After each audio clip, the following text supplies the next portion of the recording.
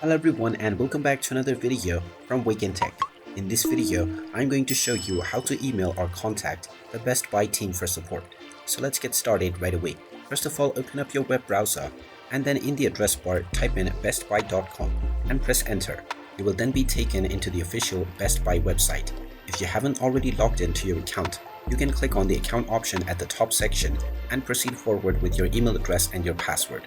Once you are logged in and taken into the homepage, if you wish to contact the support team, scroll all the way down and underneath Support and Services, click on Contact Us. You will then be taken into the contact menu, from which you can choose your relative topic that you are contacting the support team for. You will then see the ways that you can contact the support team. You can either chat online, use the support center, or also chat with an expert. You can click on More Ways to Contact Us, and you will find a store locator and also a phone number. You can use this number to directly call the support team and get your query resolved.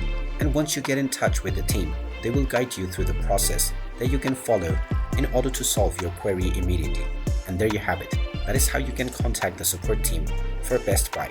If you find this video helpful, make sure you hit that like button and subscribe to our channel if you haven't done so already.